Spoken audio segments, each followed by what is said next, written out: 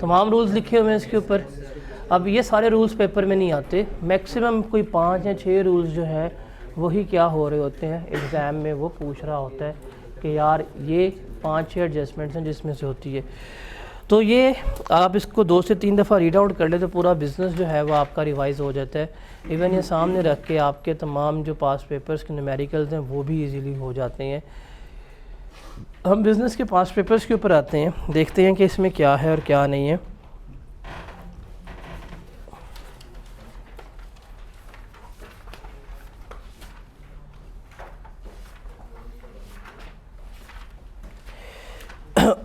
Autumn 9 का सवाल है। Question number 1, state the conditions which है intangible asset should meet to qualify as a depreciable asset. 4 number का आया होगा, आता है। कौन सी कंडीशंस हैं?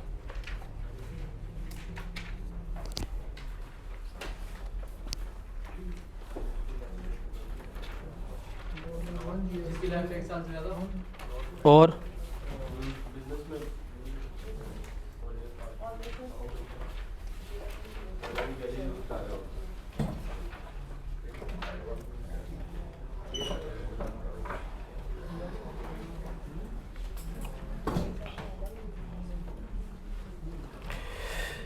नोट्स आपके पास होंगे, उन नोट्स पे जाएं ज़रा। जो डेप्रिशिएबल एसेट्स की डेफिनेशन के 3 पॉइंट जो मैंने कल बताए थे कि ये 3 पॉइंट्स हैं, अगर पेपर में पूछता है तो आपने लिखने हैं।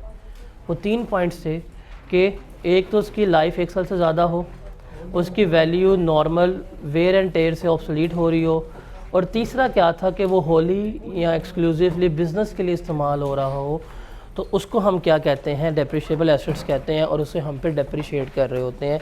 ये 3 कंडीशंस कल आपको हाईलाइट भी करवाई थी और पास पेपर में क्वेश्चन आया भी हुआ। क्वेश्चन नंबर बी पढ़ें, सामने नज़र आ रहा होगा। पहले का बताएं क्या गेन होगा, क्या लॉस होगा?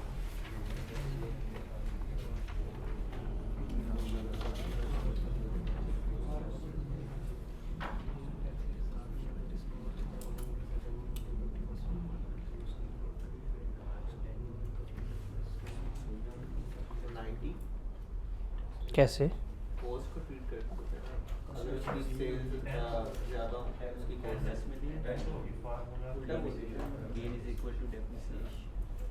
कितना गेन आएगा? कैसे आएगा? क्योंकि हमने पढ़ा था कि अगर आप उसको डिस्पोज ऑफ कर रहे हैं कॉस्ट से ऊपर के ऊपर, तो गेन जो है वही इसका क्या होता है? इक्वल डेप्रिसिएशन होता है, जिसका हमने कल फॉर्मूला देखा था। अगर फॉर्मूला से करना है, gain is equal to sale price minus sale price less depreciation थी। अब यहाँ पे आप इसे कितने का बेच रहे हैं प्रॉपर्टी को? 200 का माइनस 200, डेप्रिसिएशन कितनी है? 10 मिलियन ना, वो लेस करवाएंगे तो आपके पास जो गेन आएगा कितना आएगा? ये 10 ही आएगा, इक्वल टू डेप्रिसिएशन होता है। ये भी हमने कल बात की थी इस रूल के ऊपर। ज़रा बी का आंसर बताएं क्या आता है? बी का आंसर बताएं।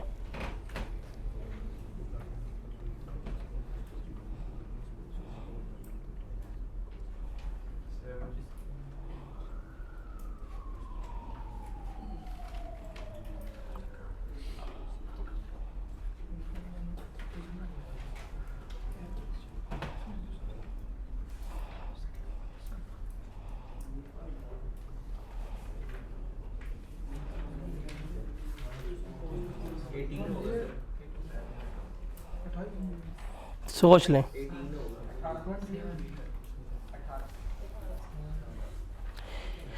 अगर उसकी डेप्रिसिएशन कितनी है? 7 मिलियन आएगा। फिर कह रहा हूँ सवाल देख लें। 7 मिलियन 18 कैसे आ रहा है? 7 मिलियन 18 कैसे आ रहा है? देखा, शॉर्टकट से लग रहे हैं लोगों से। इसका अगर गेन निकालना है तो हाँ सिंपल लेते हैं depreciation. Depreciation equal to gain है। अब कॉस्ट कितनी थी? 28 मिलियन थी, सॉरी कॉस्ट थी इसकी 25 मिलियन, WDV 18 मिलियन। इसका मतलब 7 मिलियन का डेप्रिशिएट हुआ, 7 मिलियन इसका गेन आ रहा होगा। 18 गेन नहीं इसका आना। पॉइंट नंबर 3 पे ज़रा आएँ, इसको ज़रा रीड करें ताकि ये सॉल्व होता है आपसे। क्यों? तो जो जो होने चाहिए वो भी नहीं हो रहे थे। इसको रीड करें।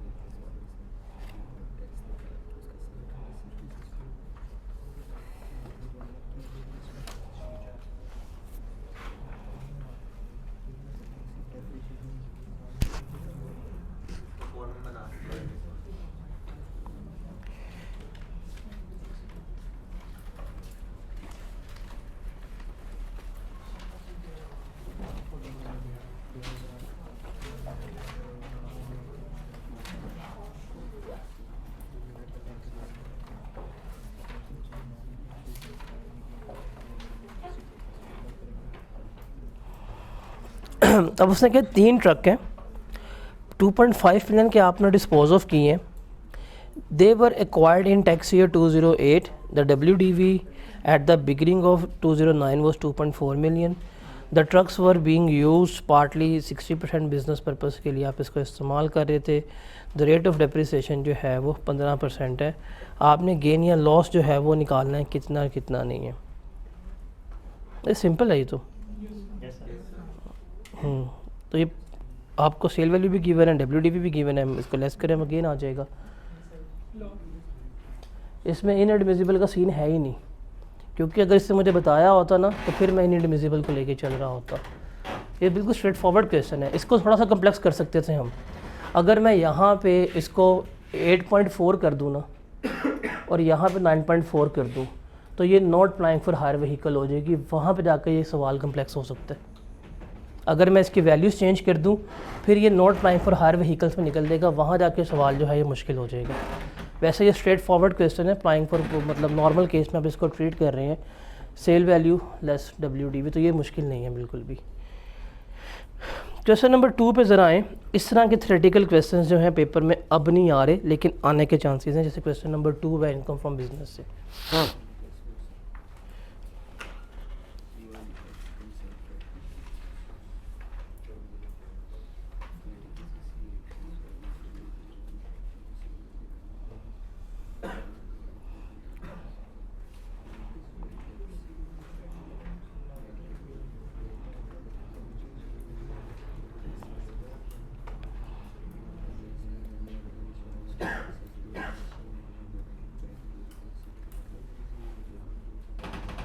क्या बताना चाहिए?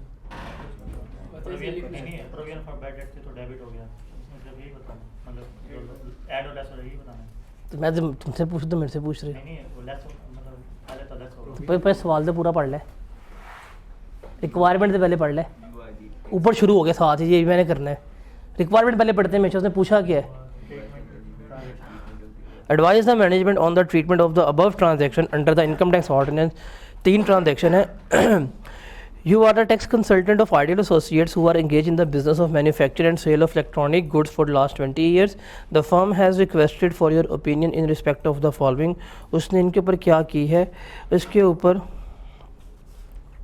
उसने आपकी ओपिनियन जो है वो मांगी है।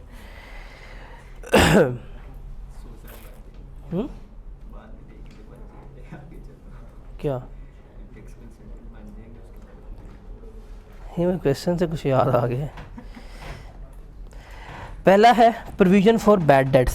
क्या ये टैक्स में अलाउ है?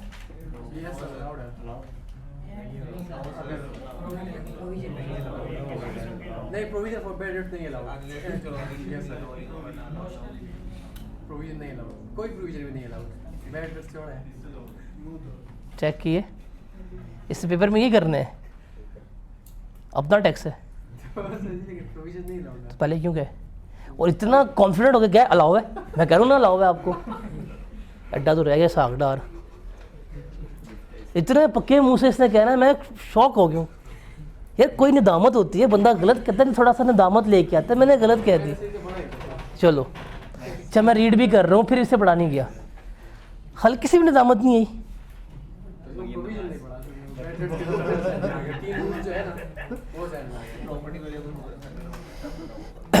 प्रोविजंस जितनी भी हैं टैक्स में वो डिसअलाउड होती हैं, ये हमेशा इनएडमिसिबल है, आप इन्हें कभी भी क्लेम नहीं कर सकते।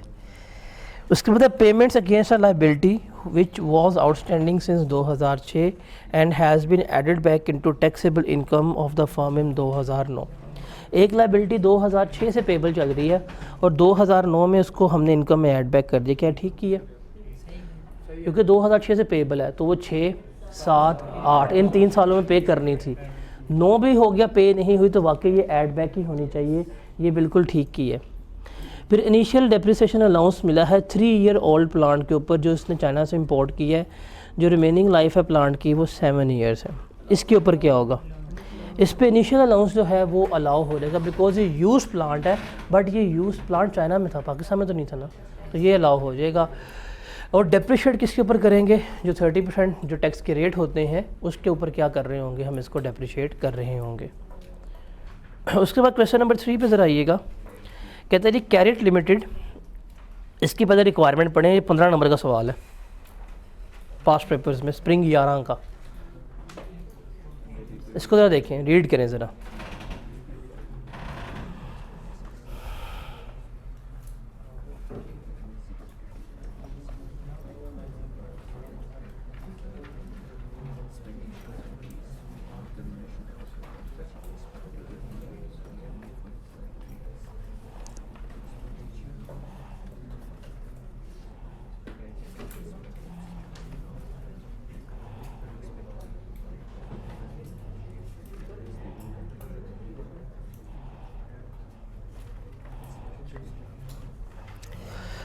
कहते हैं Carat limited is engage in the manufacture, import and sale of electronic appliances for the past 20 years. When reviewing the company's tax provision you notice the following amounts bearing in the tax calculation for the year ended 30 June 2012।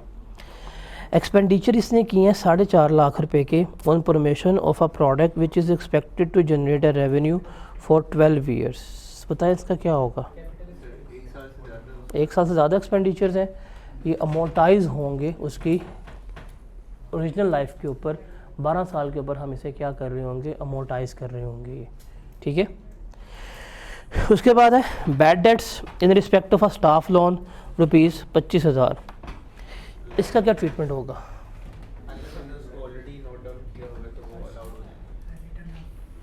Add हो जाएगा।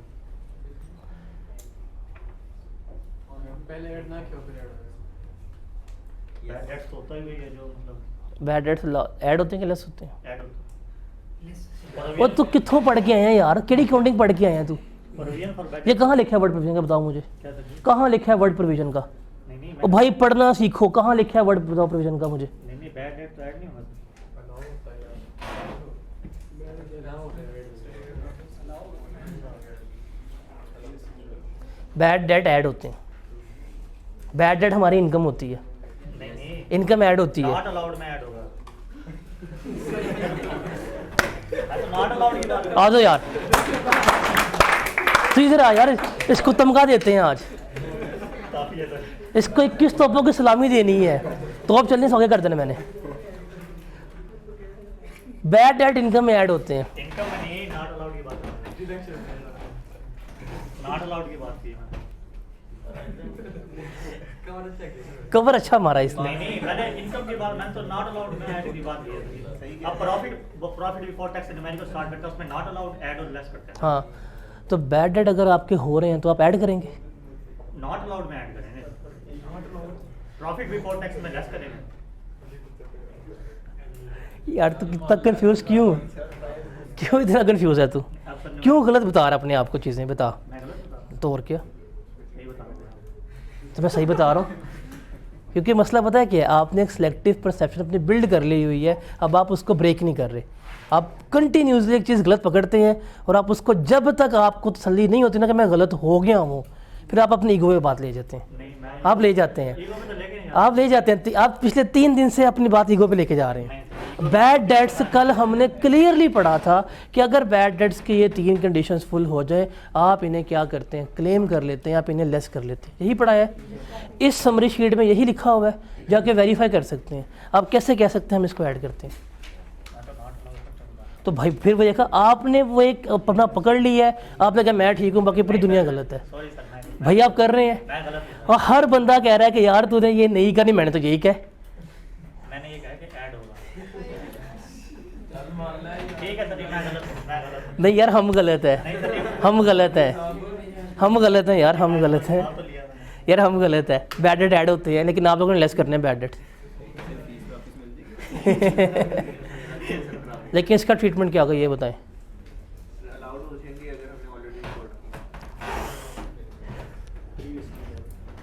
Company कौन सी है, क्या कर रही है?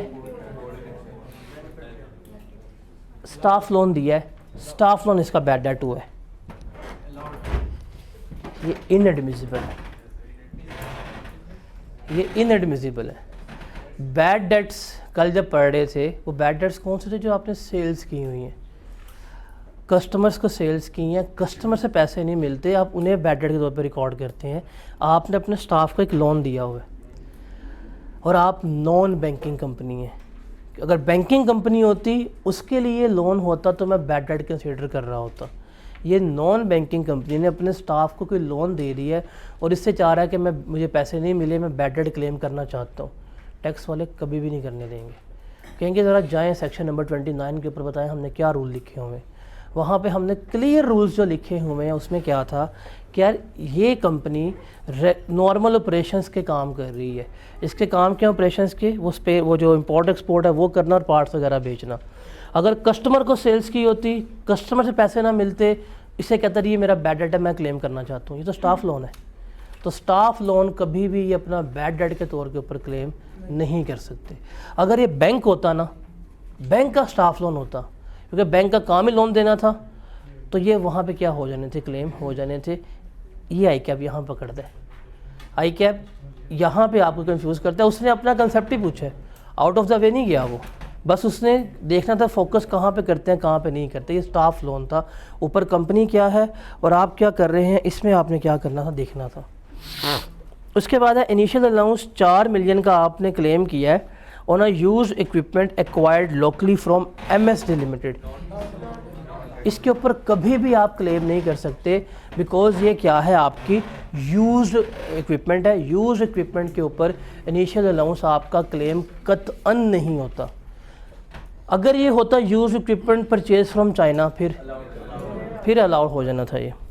उसके बाद है point number 4, financial charges amounting to ₹1 lakh and depreciation amounting to ₹3 lakh on a vehicle acquired on a finance lease from Radish leasing, lease rental paid during the year amounted to ₹4 lakh. अब बताएं इसमें से क्या चीज़ क्लेमेबल है और क्या चीज़ क्लेमेबल नहीं है। सिर्फ हम इसे कह दें कि जो लीज रेंटल आप पे करें सिर्फ आप ये क्लेम कर सकते हैं। ये फाइनेंशियल चार्जेस ये भी इनएडमिसिबल हैं, आपके प्रॉफिट में एड बैक कर दिए जाएंगे। और डिप्रिसिएशन जो है ये भी इनएडमिसिबल है, ये भी क्या हो जाएगी, आपके प्रॉफिट में ऐड बैक हो जाएगी। ये 2 चीज़ें जो हैं वो आपने क्या रखनी है, याद रखनी है। सिर्फ लीज एसेट के केस में लीज रेंटल्स जो हैं वो आपको अलाउ होते हैं, ठीक है, जस्ट लीज रेंटल्स होते हैं। और ये 15 नंबर का सवाल था। उसके बाद इंटेंजिबल्स बताए हुए क्या होते हैं आपको, रूल्स उसका वही है क्लेम करने का कि जब जिस साल एक्वायर करते हैं इंटेंजिबल्स, अगर ड्यूरिंग द ईयर एक्वायर की हैं तो नंबर ऑफ़ डेज़ पे उसकी अमोर्टाइजेशन हम कैलकुलेट करके इंटेंजिबल्स जो हैं वो लेके जा सकते हैं। उसके बाद है describe the method of accounting that may be adopted under the income tax ordinance by the following persons deriving income chargeable tax under the head income from business company and person other than a company. बताएं हम कौन कौन से ये method adopt कर सकते हैं।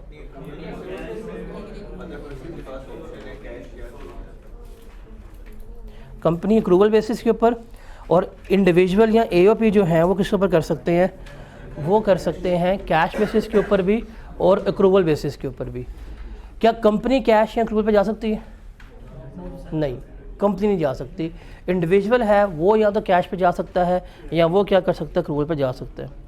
उसके बाद state the provision of income tax ordinance relating to the change in the method of accounting for the income chargeable to tax under the head income from business. क्या स्टेप्स हैं? 3 steps हैं सिर्फ। Apply to commissioner, show your compelling need, if he satisfied then he will change your method of accounting. ये 3 बातें सिर्फ लिखनी है, आपको नंबर मिल जाएंगे इसके। आप ना करके जाओ। सर एक बात पूछूं? नहीं, पूछो पूछो, जल्दी करो, मेरा पे सेट नहीं हो रहा। Sir profit before tax and numerical start कर रहे हैं हम, हम्म। उसमें डिडक्शन नॉट अलाउड करते हैं जो होंगे उनको ऐड करेंगे या अलग? इन एडमिसिबल एक्सपेंडिचर्स हमारे एड बैक होते हैं। मतलब जो नॉट अलाउड थे वो ऐड होंगे ना प्रॉफिट बिफोर टैक्स से। तो अब इसका जवाब है, क्या लिखेंगे क्वेश्चन नंबर 6 का?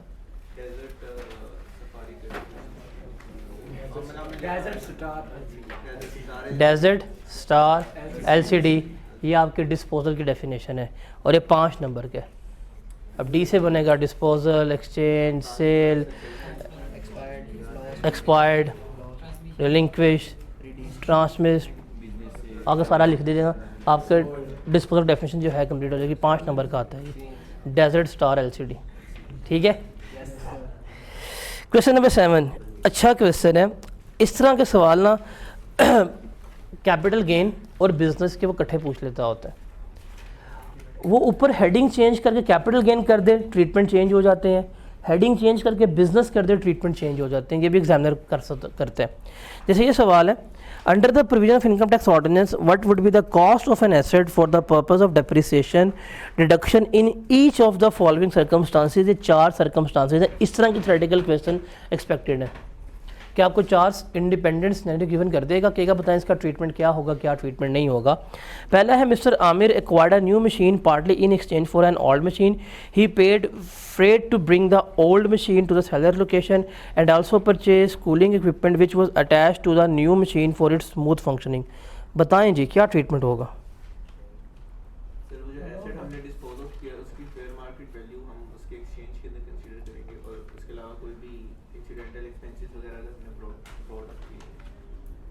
बताएं। उसने क्या कि जो नया एसेट लिया है उसकी कॉस्ट क्या होगी, ये बताना है आपने। सिंपल सी बात है कि जो हमने ओल्ड एसेट दिया है उसकी fair market value, old asset की फेयर मार्केट वैल्यू प्लस जो हमने कोई भी साथ अमाउंट वगैरह डिफरेंशियल अमाउंट पे की होगी वो, और जो इसने ये फ्रेट वगैरह पे किया और कूलिंग इक्विपमेंट पे किया है, ये सारा कुछ ऐड होकर जो नई एसेट की आपकी कॉस्ट जो है वो शामिल हो रही होगी। टैक्स में रिमेंबर, अगर हम जो ओल्ड एसेट देते हैं उसकी फेयर मार्केट वैल्यू जो है वो हमारे लिए क्या होती है, रेलेवेंट होती है। उसके बाद है, मिस्टर सोलत acquired production machinery by utilizing a loan पे रीपेबल इन यूरो। ये वही फॉरेन एक्सचेंज वाला आ रहा है बीच में concept. The loan is expressed in rupees and is repayable in 2 years time. Mister Saulat also receive 20% subsidy on such machinery from the provincial government. उसको subsidy भी मिली है। अब बताएं कि आप इस प्रोडक्शन मशीनरी को कैसे रिकॉर्ड करेंगे? ये बड़ा अच्छा क्वेश्चन है ये। इस क्वेश्चन को देखें, क्वेश्चन बहुत अच्छी एडजस्टमेंट है ये एवरीवन। ये क्वेश्चन बहुत अच्छी एडजस्टमेंट है, इसको देखें ज़रा कैसे रिकॉर्ड करेंगे। इसमें 2 चीज़ें उसने इकट्ठी पूछनी है, सब्सिडी भी पूछ ली है और उसने फॉरेन एक्सचेंज ट्रांजैक्शन जो है वो भी पूछ ली है। कैसे इसको लेके चलेंगे? अब यहाँ पे उसने थ्योरेटिकल पूछा हुआ है, माइट भी इसी एडजस्टमेंट को वो उठाकर न्यूमेरिकल में डाल दे। आप कहेंगे आउट ऑफ सिलेबस आई है, आउट ऑफ सिलेबस नहीं होगी, ये बहुत अच्छी एडजस्टमेंट है। इसमें सिंपल कहेंगे कि उसका लोन रीपेबल है। अगर एक्सचेंज रेट डिफरेंस आ रहा है तो वो एक्सचेंज रेट फ्लक्चुएशन से जितनी कॉस्ट बढ़ेगी वो इसकी कॉस्ट में तो ऐड होगी। नंबर 1 ये तो है।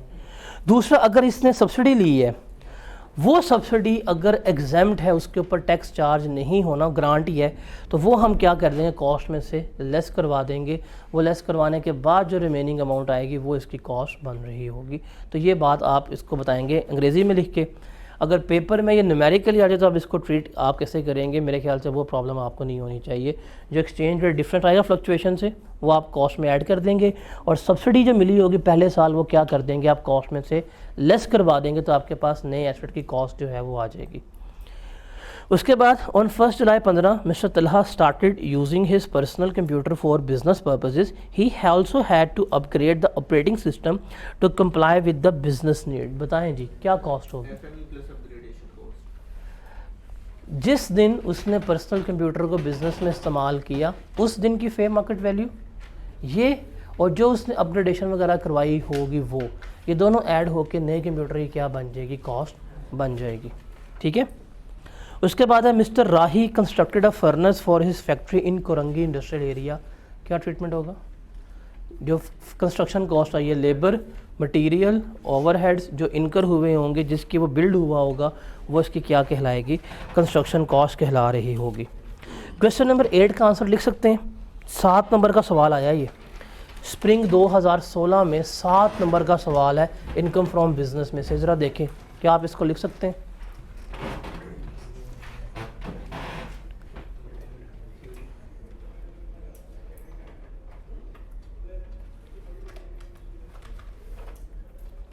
सवाल पढ़ें।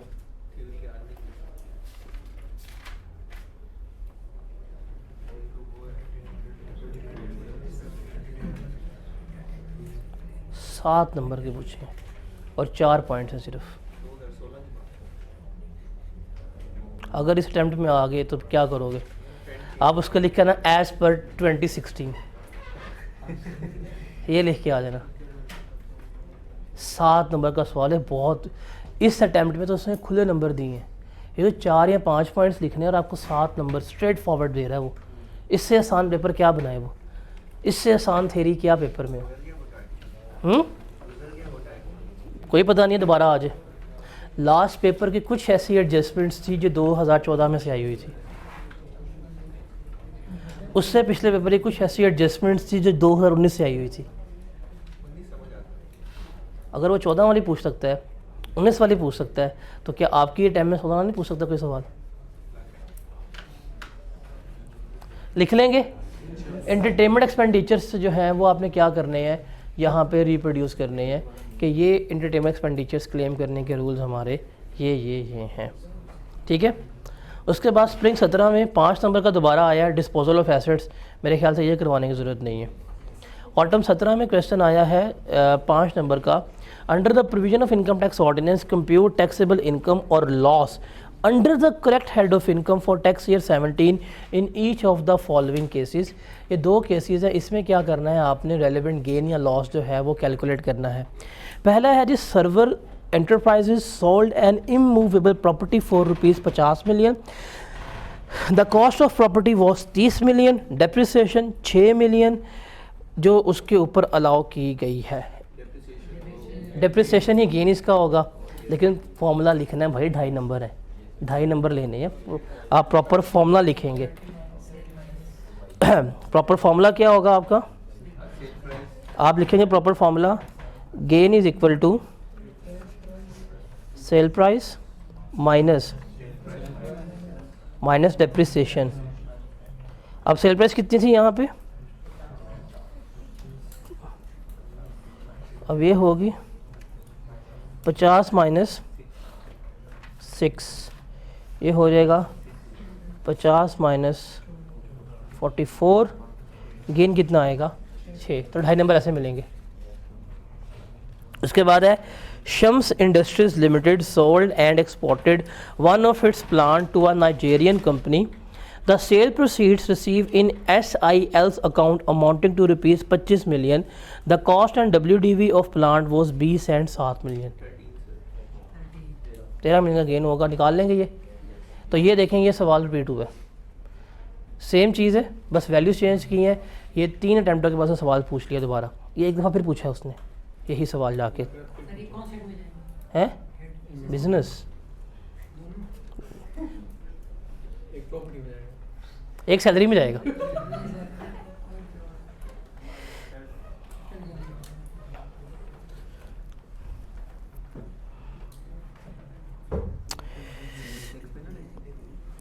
ये वाला सवाल पढ़ें, बी वाला इंडिपेंडेंट क्वेश्चंस।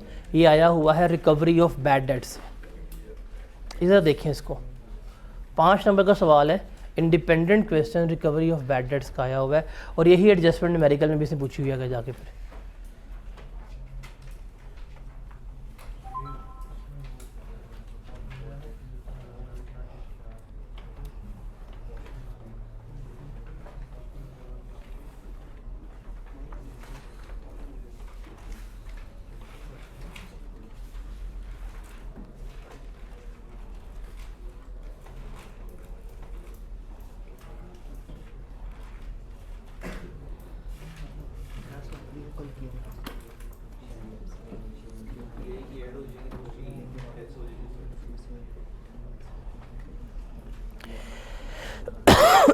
ये जो हमने कल सवाल किया था ना शगुफ्ता वाला, ये सेम उसका रेप्लिकेट है। कहते हैं अकाउंटिंग प्रॉफिट जो है बशीर एसोसिएट्स का वो 1.2 मिलियन का है जो इसने रिकॉर्ड किया हुआ है। Last year BA has right of balances outstanding from one of it's debtors name pulse international and Hussain global which were partly allowed by tax authorities. उसकी डिटेल्स जो हैं वो कुछ ये हैं जो इसने हमें गिवन की हैं, कौन कौन सी। उसने अमाउंट जो राइट ऑफ की थी पल्स इंटरनेशनल की 1.15 मिलियन थी, अलाउ कितना किया गया है 825, डिस अलाउ जो है वो हम निकाल लेंगे। और HG से भी अमाउंट राइट ऑफ इतनी की गई हैं, अलाउ इतनी की गई हैं, जो डिस अलाउ है वो हम निकाल लेंगे। During the current year BA receive 652 from PI and 346 from HG in full settlement of their debt. ये उसको अमाउंट रिकवर हुई है। जब उसको ये अमाउंट रिकवर हुई होगी तो अकाउंटेंट ने प्रॉफिट में क्या की होनी है, ऐड की होनी है। सबसे पहले हमने क्या करना है, इसको लेस करवाना है। सबसे पहले ये इसको हम लेस करवा रहे होंगे। फिर जो हमने कल फॉर्मूला पढ़ा था उसके मुताबिक हम देखेंगे रिकवरी पे कहाँ पे गेन आ रहा है, कहाँ पे लॉस आ रहा है। जहाँ पे गेन होगा वो ऐड कर देंगे, जहाँ पे लॉस होगा वो हम बीच में से लेस करवा देंगे। तो ये हो जाएगा। ये सबसे मुश्किल सवाल समझा जाता है एक किस्म का, रिकवरी कैसे होगी। टैक्स बैड डेट रिकवरी हो तो उसे ऐड करें। कौन सा?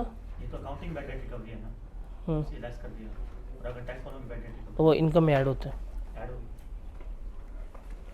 उसके बाद स्प्रिंग 19 फिर क्वेश्चन रिपीट हो रहा है वो वाला तीसरी दफ़ा।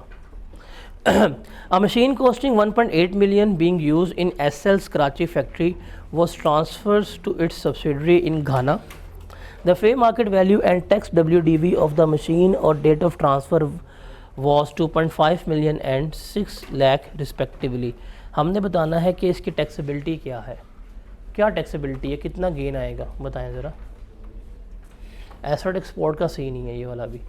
बेशक उसने अपनी सब्सिडरी को दे दिया है लेकिन हम इसको एसेट एक्सपोर्ट ही मानेंगे और हम इसका गेन ही निकालेंगे।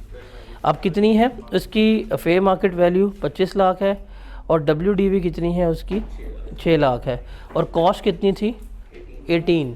तो कॉस्ट में से WDV लेस की तो 12 लाख की इसकी डिप्रिसिएशन हमने चार्ज की हुई है। वो 12 लाख ही क्या है इसका बन रहा होगा, गेन कंसिडर हो रहा होगा, वो इसका गेन आएगा। उसके बाद है ऑन 1 जनवरी, ये ज़रा पॉइंट पढ़ें, पॉइंट नंबर 2 बताएं क्या समझ आती है इसको, इसका क्या ट्रीटमेंट होना चाहिए पॉइंट नंबर 2 का।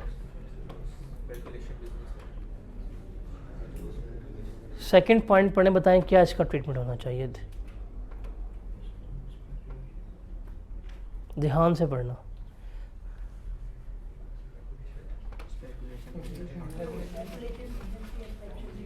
मैं कह रहा हूँ ध्यान से पढ़ो। मैं फिर कह रहा हूँ एक दफ़ा सवाल को तसल्ली से पढ़ो पूरा, क्या इस लिखा हुआ है इसमें, जल्दी नहीं है।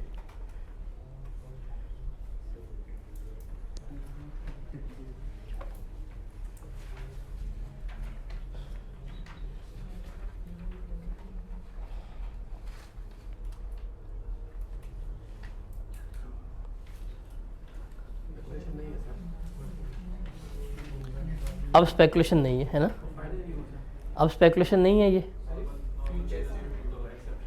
स्पेकुलेशन बिजनेस की एक्सेप्शन है ये, कि उसमें कहा था अगर ये काम करोगे तो उसको हम स्पेकुलेशन ट्रीट नहीं करेंगे बल्कि नॉर्मल बिजनेस ट्रीट कर रहे होंगे।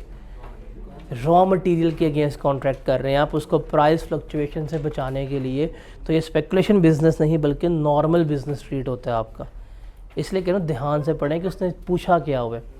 उसने कहा कि on 1 January 2019 SL entered into a forward contract for the purchase of raw material to be used in its business to guard against loss through price fluctuation. On the date of maturity of the forward contract, SL did not take the delivery of the raw materials, but the contract was settled by making a payment of rupees 5 lakh. ये उसने raw material की है। ये exception number 1 ही थी कि इसको हम speculation business में काउंट नहीं कर रहे होते, तो ये नॉर्मल बिजनेस में काउंट होगा। नॉर्मल बिजनेस का गेन जो है उसे हम क्या कर रहे होंगे, कंसीडर कर रहे होंगे। ठीक है, तो ये इस तरह भी एग्जामिनर भाई साहब जो पूछ रहे होते हैं। क्वेश्चन नंबर 14 का A पार्ट 3 नंबर का है, बताएं जी क्या जवाब होगा। One of the worst attempted question है इनकम फ्रॉम बिजनेस का, नीचे एग्जामिनर कमेंट्स गिवन है।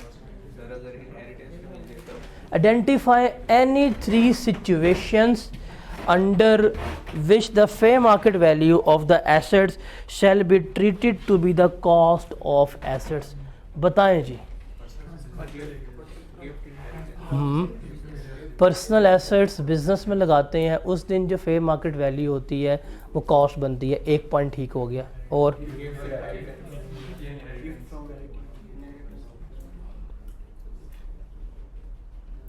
चलें गिफ्ट भी मान लेता हूँ। हाँ जी जेड़ा आंदा पा दियो, आन दियो, कुछ तो सही होगा, 2 सही हो गए।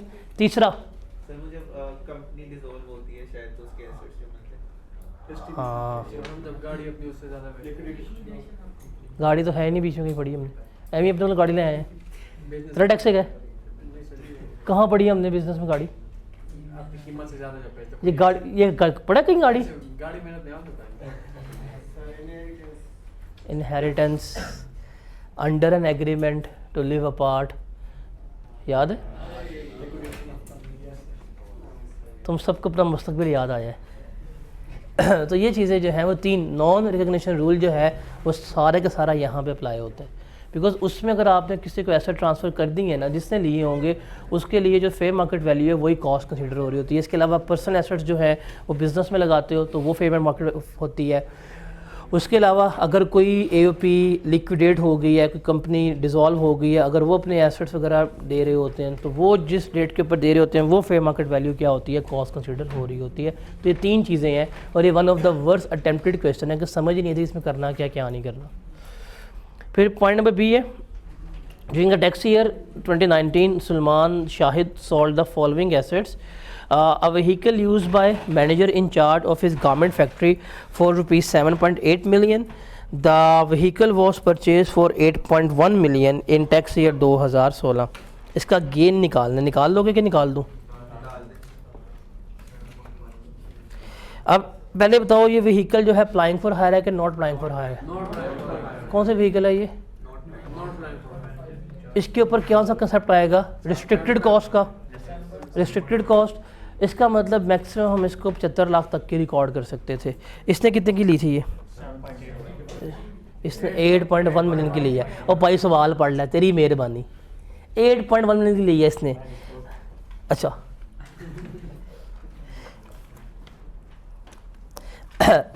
आप कितने की आपने कॉस्ट इसकी ली थी? 8.1 मिलियन की। बट अब हम उस पर तो रिकॉर्ड नहीं कर सकते ना इसको कभी भी। ठीक है, हम इसको लेके चलेंगे रिस्ट्रिक्टेड कॉस्ट के ऊपर। रिस्ट्रिक्टेड कॉस्ट कितनी है इसकी? 7.5 मिलियन। 2016 में ली है और 2019 में बेच रहे हैं, तो 16 में डेप्रिशिएट होगी, 17 में डेप्रिशिएट होगी, 18 में क्या हो रही होगी? डेप्रिशिएट हो रही होगी। रेट 15% है व्हीकल का, तो आप इसका लगाएं नहीं, 15% कितना आता है? 1125 या मुझे ना इसका बताओ 85% कितना आता है? 75 लाख का 85% कितना बनते हैं? 63। फिर इस 6375 का बताओ 85% कितना आता है? 5118। इसका 85% बताओ कितना आता है? 460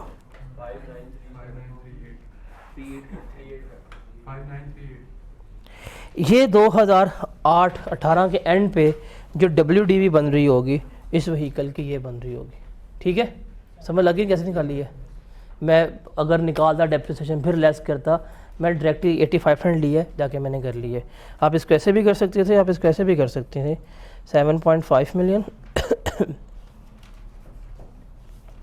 3 साल है ना, तो 85% मल्टीप्लाई बाय 85% मल्टीप्लाई बाय 85%, आपका जवाब जो आना था वो 4605,938 आना था।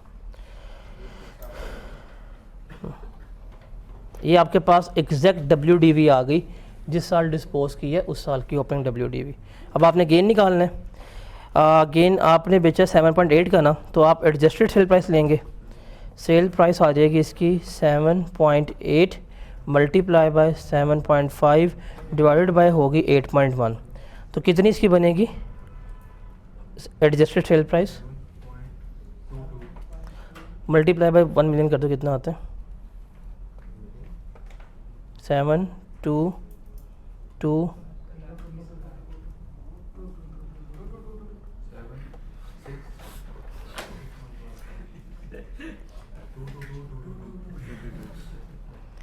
ये इसकी एडजस्टेड सेल वैल्यू आ जाएगी जो प्राइस को। ये WDV है, बीच में से लेस करवा दें 405938। आपके पास आ जाएगा कितना गेन है, कितना लॉस बनता है इसके ऊपर, कितना 2616। ये इसके ऊपर क्या होगा, गेन आ जाएगा आपका। इस तरह से कैलकुलेट कर रहे होंगे, ठीक है।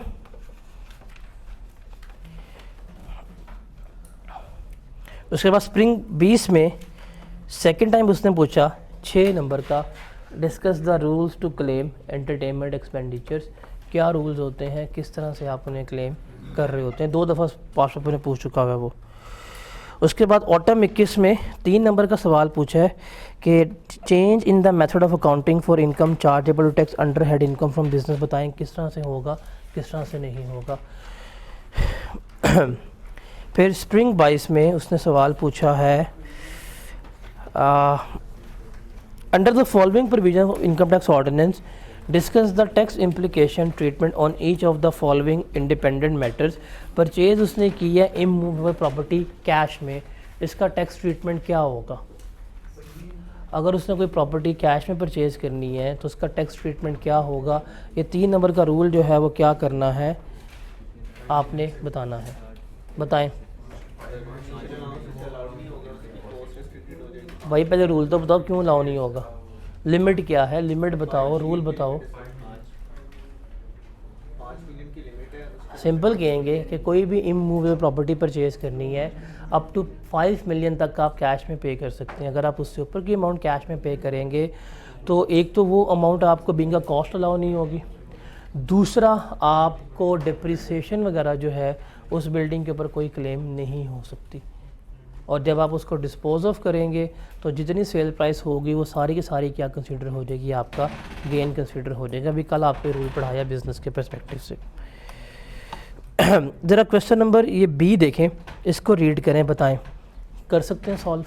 4 नंबर का सवाल आया स्प्रिंग 22 में 1 साल पहले।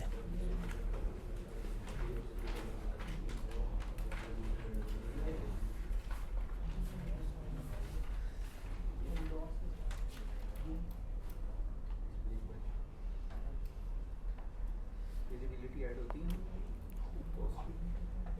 Pre commencement expenditure.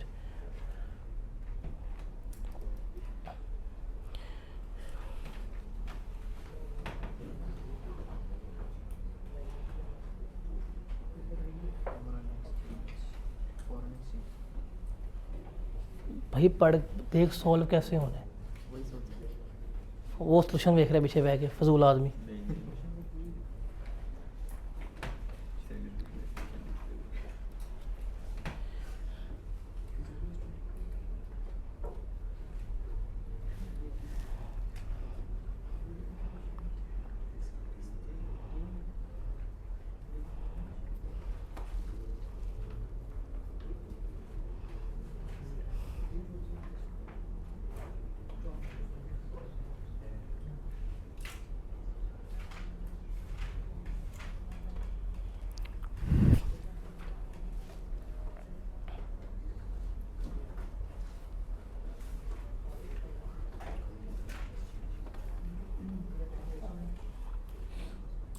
सवाल समझ आया?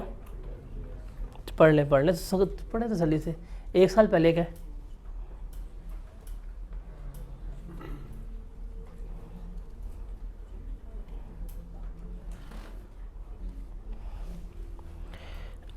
अब मैं रीड करता हूँ, देखता हूँ आपको समझ आता है कि नहीं आता। मसला ये आप लोग रीड सही नहीं करते। आप लोगों को रीड करना चाहिए, आपके आधे मसले हल हो जाएंगे।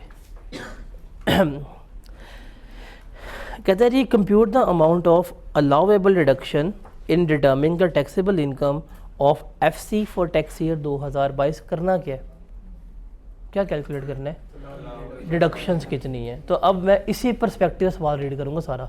आप लोग सवाल रीड करते जा रहे हैं, ये नहीं पता उसने पूछा क्या है, और फिर कह रहे हैं यार सवाल समझ नहीं आ रहा। आप उस देखिए उसने पूछा क्या है, उसके पर्सपेक्टिव से रीड करना देखा करें।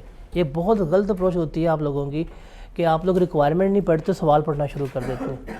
सवाल सारा पढ़ते हैं, ये नहीं पता पूछ क्या रहा है वो, तो क्या क्या गेट किया आपने, वेस्ट किया आपने टाइम अपना। तो रिक्वायरमेंट पहले, अब उसने मैंने बताना है कि क्या मुझे अलाउ होगा, कितनी रिडक्शन मुझे अलाउ होगी, मैंने उसको बस वो बताना है। कहते हैं for the purpose of this part of the question assume that today is 31 अगस्त 2022, ठीक है, during the year ended 30 June 2022 faster को स्टार्टेड अ न्यू प्रोजेक्ट, उसने एक नया प्रोजेक्ट स्टार्ट किया। फॉलोइंग इन्फॉर्मेशन इज़ अवेलेबल, ये इन्फॉर्मेशन जो है वो अवेलेबल है। Incurred ₹5 million on feasibility of the project, feasibility pre commencement expenditure 20% क्या करेंगे हम इसको एक्सपेंस आउट कर रहे होंगे, तो 5 मिलियन का लेंगे 20%, कितना आएगा 1 मिलियन। ये 1 मिलियन जो है वो क्या होगी, अलाउेबल रिडक्शंस होगी जो क्लेम हो जाएगी। अगर मैं इसको बता दूंगा 1 मिलियन है, एक नंबर मेरा जो है पक्का हो जाएगा इसमें से। फिर कहता है obtained a 3% loan of 2 million dirham from a UAE bank on 1st January 2022 for the purchase of a plant and machinery. The interest is payable annually and principal is repayable at the end of 3rd year. एक साल के बाद क्या किया जाएगा, interest पे किया जाएगा, एनुअल पेमेंट्स पे हो रही हैं सॉरी एनुअल पेमेंट्स पे जाएगा इंटरेस्ट, और प्रिंसिपल अमाउंट रिपे कब होगी, 3 साल के बाद होगी। अब 2 मिलियन का इसने लोन लिया, अब इस 2 मिलियन के ऊपर हमने क्या करना है, इंटरेस्ट कॉस्ट निकालना है, बिकॉज ये भी अलाउ होगी, इंटरेस्ट कॉस्ट है वो अलाउ होगी। तो 2 मिलियन ऊपर 3% का इंटरेस्ट है। अब कन्वर्जन रेट लगाना क्या आएगा हमारा, कन्वर्जन रेट आएगा 1 जनवरी को था 50, 30 जून को 55 था और एवरेज था 53। हम लेंगे 50 के हिसाब से मल्टीप्लाई करेंगे तो हम इसको ले जाएंगे, मेरे पास इंटरेस्ट की आ जाएगी अमाउंट, जो इंटरेस्ट की सॉरी 6/12 भी करेंगे इसको, जनवरी में लिए ना, तो 6 माह का इंटरेस्ट जो है वो आएगा, तो हम इसको एक्सपेंस आउट कर रहे होंगे। उसके बाद कहता है install plant and machinery at a cost of ₹150 million on 14 मार्च 2022। अब 150 मिलियन का उसने प्लांट एंड मशीनरी इंस्टॉल की है। अब ये नया प्लांट एंड मशीनरी है ना, तो 150 मिलियन के ऊपर एक तो हमें मिलेगा इनिशियल अलाउंस, वो किसके ऊपर मिलेगा, 25% के ऊपर। कितना बनेगा 150 का 25%, 15, 30, 37.5 मिलियन, ये हो जाएगा claim as an initial allowance. और फिर हम डिप्रिसिएशन भी क्लेम कर रहे होंगे 150 लेस 37.5 ये आ जाएगा 112.5। प्लांट एंड मशीनरी है 15%, डिप्रिसिएशन कितनी आएगी, 15.87। ये भी हम क्या करेंगे, क्लेम कर रहे होंगे। तो ये डिडक्शंस जो हैं, एक इनिशियल अलाउंस की, डेप्रिसिएशन की, इंटरेस्ट की, और वो जो प्री कमेंसमेंट एक्सपेंडिचर की अमोर्टाइजेशन हमने की है 5 सालों के ऊपर, ये 4 एक्सपेंसेस जो हैं वो क्लेम हो रहा होगा। 4 नंबर का सवाल है, ये 4 बातों के एक एक बात लिखने का 1 नंबर था इसमें। सेकेंड पॉइंट, उसने लोन लिया 2 मिलियन का, तो 2 मिलियन का लोन है, 3% इंटरेस्ट है, 6 माह का इंटरेस्ट आएगा, बिकॉज 1 जनवरी को लोन लिया, 1 जन से लेके 30 जून तक 6 माह बनते हैं। और जिस दिन लोन लिया उस दिन एक्सचेंज रेट 50 का, तो 50 का एक्सचेंज रेट डाल के हमने उसे कैलकुलेट कर लिया कितना इंटरेस्ट बन रहा है उसका, ठीक है। तो ये इनकम फ्रॉम बिजनेस के जितने भी थ्योरेटिकल क्वेश्चन आए हैं सारे यहीं आज तक पास्ट पेपर्स में।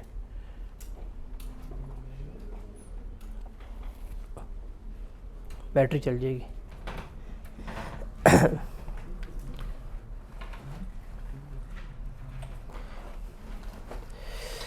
मैं कुछ वीडियोस आपके साथ शेयर करूंगा, आप ग्रुप में है ना सारे, उन वीडियोस को वीकेंड्स पे देख लीजिएगा। 1.5x पे ऐड ऑफ कर दूंगा 1.5x पे करके देख लीजिएगा, छोटी छोटी सी वीडियोस होंगी, आपके कुछ और कंसेप्ट जो है ना बिज़नेस से रिलेटेड वो मज़ीद स्ट्रॉन्ग हो जाएंगे उनको देख के। अभी वो चीज़ें पेपर में टेस्टेड तो नहीं है बट वो आ सकती हैं, तो वो लाजमी देख जाइएगा। वो ना हो कि आप फिर मुझे कह रहे हो कि आपने लिंक भेजा मैं क्यों देखूँ। जैसे कल हमें एक बच्चा मिला, कहता आपने लिंक भेजा लॉसिस का, मैं भेजा हुआ है तो मैं क्यों देखूं। मैंने कहा वाह चेक कर रहे हैं तो मैं क्यों देखूं। तो मैं अब उसको क्या रिस्पॉन्ड आउट करता कि यार मैं क्यों देखूँ लिंक के। तो ये चीज़ जो है आपने फिर इसको देखना है। न्यूमेरिकल्स के ऊपर आए। पास होने के लिए देखो। भाई तू देख ले, तू वैसे ही देख ले, तू पढ़ने के लिए देख के पढ़ते कैसे हैं। एक काम कर रहा हूँ, जाकर देखें 3 इडियट्स, उसमें जो है ना शाहरुख खान के, मैंने आपको सिखाना कि पढ़ना कैसे है। आमिर खान, एक पठान मिक्स हो गया, दोनों पठान ही है ना भाई हैं, तो वो देखो कि पढ़ाते कैसे है, जो कह रहे पढ़ना कैसे वो सीखो पहले।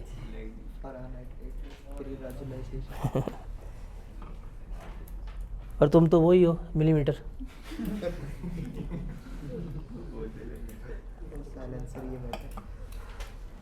चलें न्यूमेरिकल्स के ऊपर आते हैं।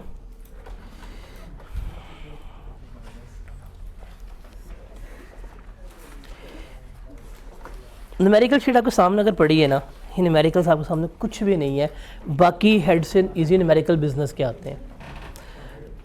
इन न्यूमेरिकल्स को पढ़ना सीखना है आपने कि क्या करना है क्या नहीं करना।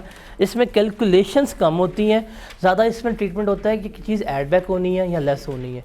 कैलकुलेटर का इस्तेमाल कम होता है यहाँ पे। जो बाकी हमने न्यूमेरिकल्स की हैं उसमें बाकायदा हम रूल्स अप्लाई कर रहे हैं, चीज़ें फाइंड आउट कर रहे हैं, अमाउंट्स निकालते हैं, फिर ट्रीट कर रहे होते हैं।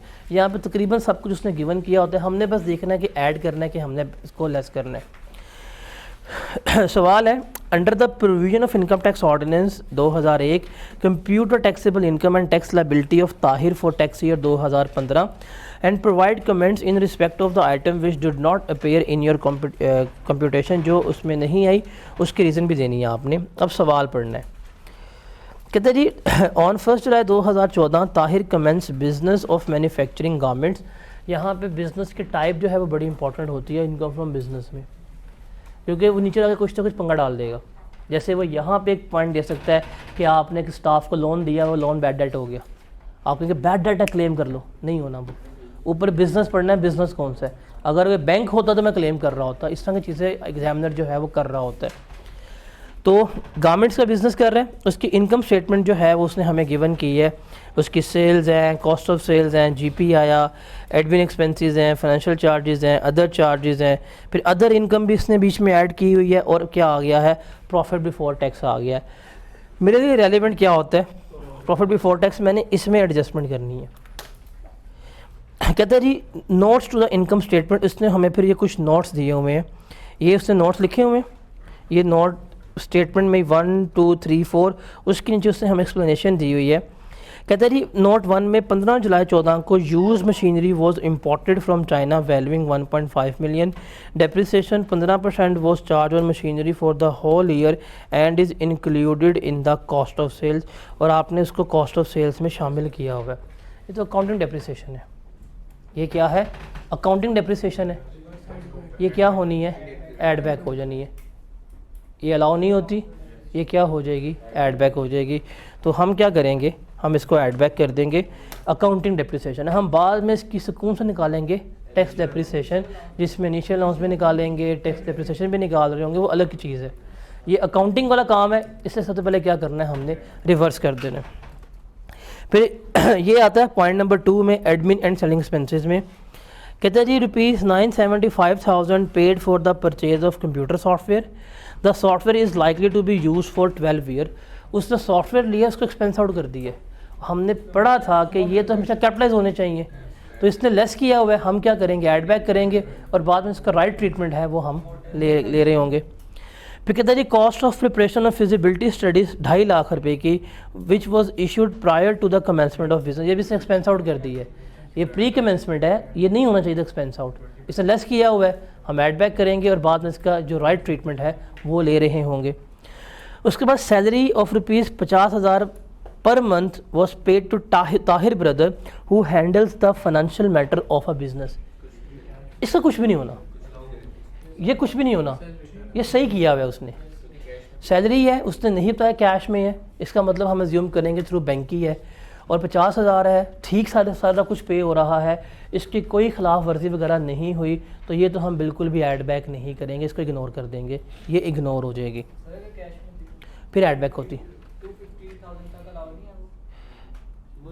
50,000 × 12 कितने बनते हैं, 5 लाख इंटू 5 50,000 इंटू कितने बनते हैं 6 लाख। इसका एनुअल अकाउंट कितना बन रहा है और लिमिट क्या है कि अगर 2.5 लाख तक का एग्रीगेट होता और उसमें कोई एक आधी पेमेंट 25 से ऊपर की होती कैश में तो वो अलाउ होती, तो 6 लाख का बन रहा है अकाउंट इसका। ऐसा नहीं होता, ऐसा नहीं होता। 2.5 लाख का रूल तब है अगर हमने कैश में 25 ऊपर की। अगर कोई एक आधी पेमेंट 25 से ऊपर कैश में की है तो देखते हैं टोटल अकाउंट का बैलेंस कितना है। अगर 2.5 लाख तक है तो वो एक आधी पेमेंट 25 से ऊपर कैश की हमें अलाउ हो जाती है। ये ऐसा कभी भी नहीं करते कि 2.5 लाख लेस करवा देंगे बीच में से और रिमेनिंग एड बैक करेंगे, ऐसा कभी भी नहीं होता, कभी भी। ऐसा हो तो और चाहिए क्या हमें। फिर फाइनेंशियल चार्जेस यहाँ पे इसने बताए हैं पॉइंट नंबर 3 में 25 होके। इसमें उसने कहा है हाँ, include 80,000 pertaining to a vehicle obtained on lease from a leasing company. Vehicle 1.3 million थी, डेप्रिसिएशन 2,60,000 रुपये की है, वो भी उसने शामिल की हुई है। लीज रेंटल है 3 लाख के। अब इसमें से देखो 80,000 गलत ऐड किया गया है, प्लस किया गया है, ये ऐड बैक होना चाहिए। डेप्रिसिएशन गलत की गई है, ये ऐड बैक होनी चाहिए। लीज रेंटल ठीक ही गई है, लीज रेंटल लेस होने चाहिए थे, वो हुए लेस, तो इसका हम कोई ट्रीटमेंट नहीं लेंगे। जो चीज़ नहीं होनी चाहिए थी वो हम क्या कर देंगे, ऐड बैक कर देंगे। उसके बाद अदर एक्सपेंसेस में आते हैं running and maintenance expenses of vehicle for ₹2950, use of vehicle for personal purpose for approximately 20%। तो 20% एक्सपेंसेस जो हैं वो इसके पर्सनल पर्पज़ के थे, तो उतना ही हम लेके क्या कर देंगे, ऐड बैक कर देंगे, वो डिसअलाउ हो जाएंगे। 80% ऑफिशियल थे वो ठीक है, 20% जो है वो पर्सनल थे वो क्या हो जाएंगे, ऐड बैक हो जाएंगे। उसके बाद प्रोविज़न 25,000 की क्रिएट की गई है, ये भी डिसअलाउड है, ऐड बैक हो जाएगी। उसके बाद अदर इन्फॉर्मेशन में है Tahir was working in UAE for the past 5 years and had came back to Pakistan in April 14. He received an amount equivalent to rupees 150 from his ex-employer as differential amount on his final settlement in August 14. इसका क्या treatment होगा? ये returning expatriate है। इसको जो यहाँ पे income वगैरह मिली है, ये इनकम क्या हो जाएगी, एग्जाम्प्ट हो जाएगी, इसका कोई ट्रीटमेंट नहीं लिया जाएगा, ठीक है, क्योंकि रिटर्निंग एक्सपैट्रिएट है। उसके बाद ही sold a plot for ₹35 lakh which was inherited from his father. Fair market value जो है थी वो 15 लाख थी, तो 2 मिनट का गेन आया है। तो ये गलत लिखा गया है। 6 साल के बाद डिस्पोज है, मुझे पता है, लेकिन इसका कोई गेन वगैरह नहीं आ रहा होगा। उसके बाद है 5,000 शेयर परचेज़ किए थे फ्रॉम IPO, इसका ट्रीटमेंट नहीं होता। उसने लाइफ इंश्योरेंस पॉलिसी पे की है, उसका प्रीमियम 3 लाख था, इसका भी ट्रीटमेंट नहीं होता। तो इनका तो ट्रीटमेंट नहीं होगा, ये एग्जाम्प्ट है। ये आपका बिजनेस का सवाल 18 नंबर का है। आज से पहले जब जिन्होंने लास्ट अटैम्प्ट में टैक्स पेपर दिया था, जिनका फेल भी हुआ है, वो ट्रीटमेंट करके आए थे। उस वक्त इन्वेस्टमेंट इन शेयर्स के ऊपर आपको रिबेट मिलता था, आपको हेल्थ इंश्योरेंस पॉलिसीज़ के ऊपर रिबेट मिलता था, आपको लाइफ इंश्योरेंस पॉलिसीज़ पे रिबेट मिलता था, वो ख़त्म हो गया हमें। अब वो एग्जिस्ट ही नहीं करते, तो इसलिए न्यूमेरिकल्स में चीज़ें लिखी हुई हैं, उनका ट्रीटमेंट नहीं होगा। ये क्लियर है कि करवा दूं प्रॉपर सवाल ये वाला?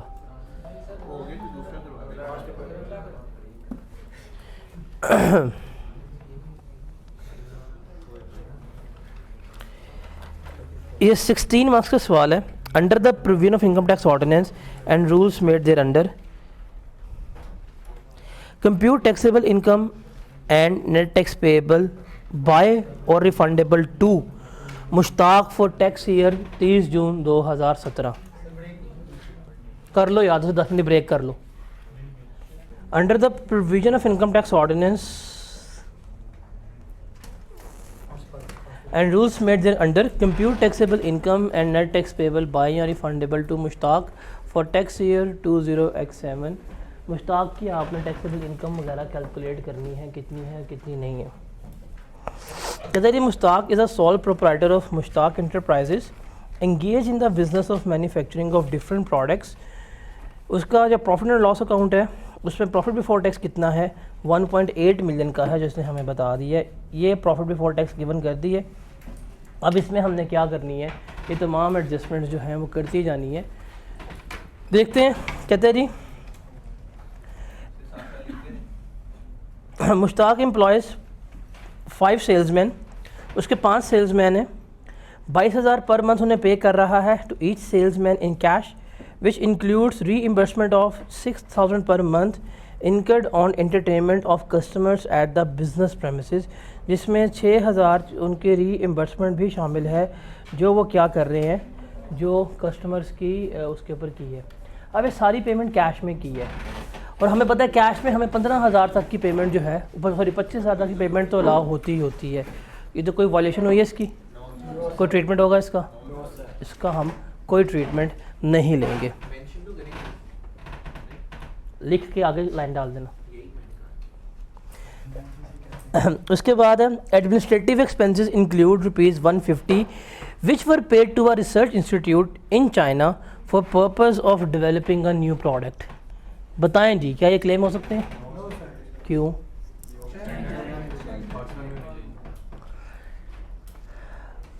साइंटिफिक रिसर्च एक्सपेंडिचर्स पाकिस्तान में इनकर होने चाहिए, फिर क्लेम हो सकते हैं, अदरवाइज ये क्लेम नहीं हो सकते। अगर मैं क्लेम कर लूँ, मैं कर सकता हूँ, मैं अजम्पशन है क्लेम कर सकता हूँ कि ये साइंटिफिक रिसर्च नहीं है, ये बिजनेस डेवलपमेंट एक्सपेंडिचर्स हैं। मैं ये अजम्पशन है क्लेम कर सकता हूँ, लेकिन अगर आप इसको साइंटिफिक रिसर्च के तौर पर ट्रीट कर रहे हैं तो ये फिर कभी भी क्लेम नहीं हो सकते। बट आप इससे नॉर्मल बिजनेस एक्सपेंसेस के तौर पर क्लेम करना चाहें तो ये हो सकते थे, लेकिन साइंटिफिक रिसर्च का वर्ड आ रहा है तो इसको साइंटिफिक रिसर्च ही रहने दें, और चाइना में हुई है तो इसलिए ये क्लेम यहाँ पर नहीं हो सकते। उसके बाद है accounting loss on sale of patent was ₹65,000। Accounting loss है, सबसे पहले क्या होगा, ये एड बैक हो जाएगा। The WDV of the patents at the beginning of year was 430, they were sold for ₹524। Amortization जो चार्ज हुई थी प्रॉफिट एंड लॉस अकाउंट के ऊपर वो कितनी थी, 25,000 थी। तो सबसे पहली बात है ये जो अमोर्टाइजेशन है ये भी नहीं होगी, ये अकाउंटिंग वाली है, ये भी ऐड बैक हो जाएगी। हम क्या करेंगे, हम इसका टैक्स बेस के ऊपर जो अमोर्टाइजेशन है वो कैलकुलेट कर रहे होंगे। हमें उसकी क्या है, हमें उसके टैक्स WDV पता है, उसकी टैक्स WDV साल के शुरू में 4,30,000 थी। 5/24 का हमने बेचा तो 5/24 लेस 4/30 कितना गेन आएगा,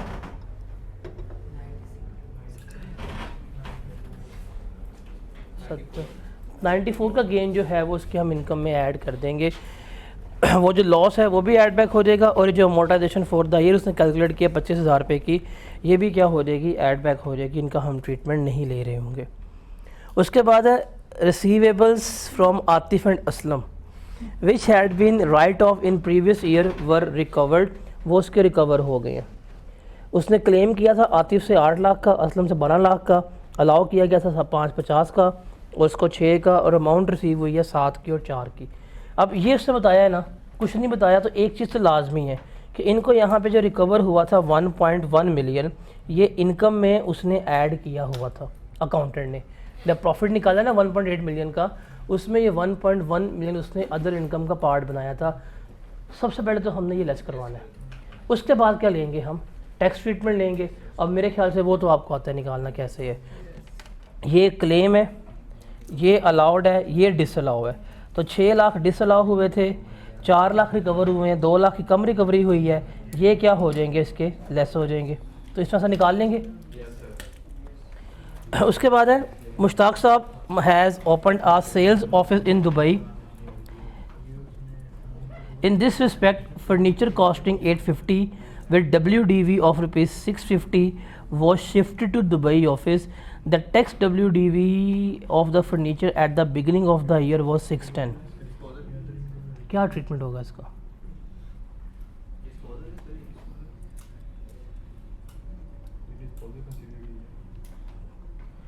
क्या गेन आएगा? सिंपल एसेट एक्सपोर्ट का सीन है, ध्यान से पढ़े। 40,000 की डेप्रिसिएशन आ रही है, वो इसका क्या हो जाएगा, गेन हो जाएगा। सिंपल सी बात है। इसने फर्नीचर यहाँ से दुबई शिफ्ट कर दी है, एसेट एक्सपोर्ट हुआ है, ये इसका गेन आएगा, और गेन इक्वल टू क्या होगा, डेप्रिसिएशन होगा। उसके बाद उसने कहा है अकाउंटिंग डेप्रिसिएशन वो जो इस साल की थी वो 5,80,450 थी, ये क्या हो जाएगी, एड बैक हो जाएगी। इसका तो ट्रीटमेंट यही होता है। However, no depreciation has been provided on the fixed assets purchased on March. ये जो उसने 2 एसेट्स लिए हैं, फर्नीचर 2 लाख का और यूज़ मशीनरी इंपोर्ट के जर्मनी से, इसके ऊपर उसने कोई डेप्रिसिएशन चार्ज नहीं की हुई। तो इसके ऊपर क्या ले लेगा, डेप्रिसिएशन ले लेगा। इसके ऊपर पहले इनिशियल अलाउंस लिया जाएगा और फिर डेप्रिसिएशन लेके चार्ज किया जाएगा। फिर कहते हैं tax depreciation for the year prior to the adjustment number 6, मतलब इस एडजस्टमेंट के अलावा जो टैक्स डेप्रिसिएशन है वो कितनी है, 456400 है। तो ये हम क्या कर देंगे, लेस करवा देंगे। एडवांस टैक्स है, ये पे किया, ये जाके टैक्सेशन में लेस करवाएंगे जब टैक्स लायबिलिटी कैलकुलेट कर रहे होंगे। उसके बाद इसके बिज़नेस लॉसेस जो है वो 8,30,000 थे और अनअब्जॉर्ब डेप्रिसिएशन जो है वो 7,05,000 की है। ये बिज़नेस लॉसेस जो है ये यहाँ पे हम इसको जब इसकी इनकम निकाल लेंगे वहाँ पे ब्रॉड फॉरवर्ड लॉसेस करेंगे, इनकम में से लॉसेस एडजस्ट कर देंगे, अगर हो गए तो ठीक है, वरना क्या हो जाएंगे, कैरी फॉरवर्ड हो जाएंगे। अदर ट्रांजैक्शन है, मुश्ताक ने 6,000 शेयर्स बेचे हैं 4,32,000 रुपये के, out of 15,000 share which he received on 1 मई, जो उसको 1 मई को क्या हुए थे, रिसीव हुए थे on the death of his father. The fair market value of the shares on transfer was 25, तो 25 उसकी फेयर मार्केट वैल्यू थी, तो 4,32 के बेचे हैं उसने। तो आप इसका गेन निकालें, कंपनी कौन सी है ये, नहीं इसने कंपनी मेंशन नहीं की हुई कौन सी है कौन सी नहीं है, तो हम इसको 37 की एज्यूम करके हम इसका कैपिटल गेन जो है वो निकाल लेंगे कि इसका कैपिटल गेन आ रहा है सेक्शन नंबर 37 का। ठीक है, टैक्स डेप्रिसिएशन जो उसने गिवन की है वो आपने लेस करवा देनी है, सिंपल 456400 की, ये एडमिसिबल है।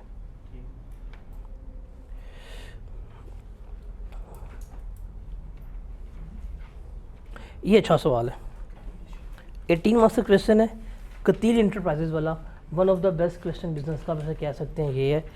इस क्वेश्चन को देखें, ये वाकई एक मुश्किल सवाल है, अगर आपको समझ आ रही है इसका मतलब आप बिज़नेस में से मार्क्स सिक्योर कर सकते हैं। रिक्वायरमेंट इसकी क्या है, रिक्वायरमेंट इसके से पहले पढ़ें, 18 नंबर का सवाल है। Under the provision income tax ordinance and rules made thereunder, compute total income, taxable income, net tax payable by या refundable to Qateel enterprises for tax year 30 June 2018। इसके लिए आपने कैलकुलेट करना है, मिनिमम टैक्स को इग्नोर करना है, तमाम रेलेवेंट एग्जाम्पशंस, एक्सक्लूजन्स, डिसअलाउंसेस जो हैं वो सारा कुछ क्या करना है, आपने शो करना है। अच्छा सवाल है ये 18 नंबर का। कहता है जी, Qateel is a resident individual is engage in the manufacture of various consumer goods under the name and style Qateel enterprises. The following information has been extracted from the records of Katil Enterprises for the financial year ended। उसने turnover given किया है, cost of sales है, GP आ रहा है, फिर operating expenses है, operating losses है, financial charges on lease of machinery. अब यहाँ पे इसने हमें यहाँ पे क्या दिया हुआ है, ये फाइनेंशियल चार्जेस दिए हैं लीज ऑफ मशीनरी के ऊपर। ये सवाल पढ़ते हुए मैं यहाँ पे इसको हाईलाइट कर लूँ कि ये ऐड बैक हो जाने हैं, ये फाइनेंशियल चार्जेस जो हैं मुझे अलाउ नहीं होते, ये मेरे क्या हो जाने हैं, ऐड बैक हो जाने हैं। अदर इनकम 5 मिलियन की है, प्रॉफिट बिफोर टैक्स है 2809।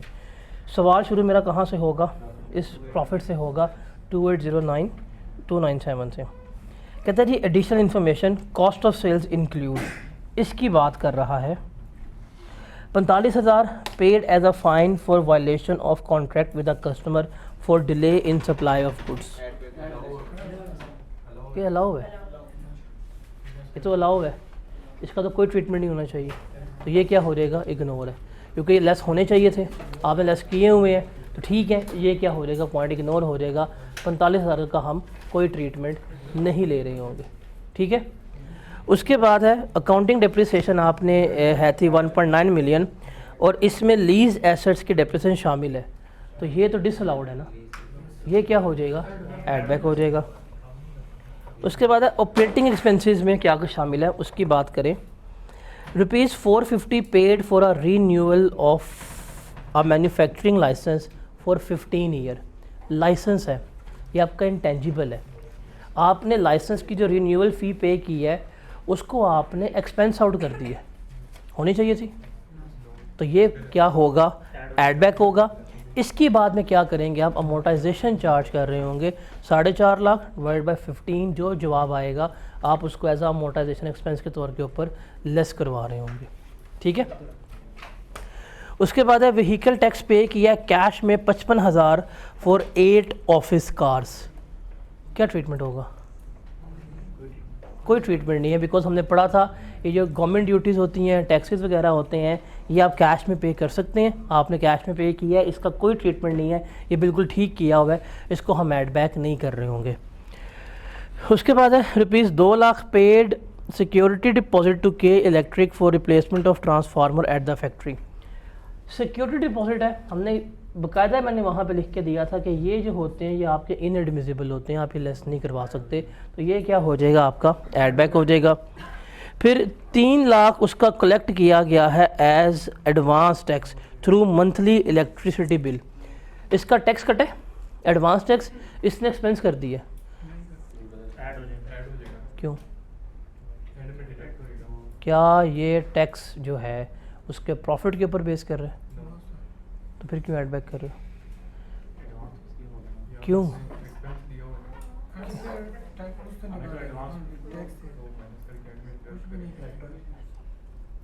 अभी तुम कह रहे हो करेंगे, अभी नहीं करेंगे। टैक्स कौन सा ऐड बैक करते हैं? जो प्रॉफिट्स के ऊपर बेस कर रहा होता है। ये बिजली का टैक्स प्रॉफिट पे बेस कर रहा है, तो ये क्यों ऐड बैक कर रहे हैं हमने?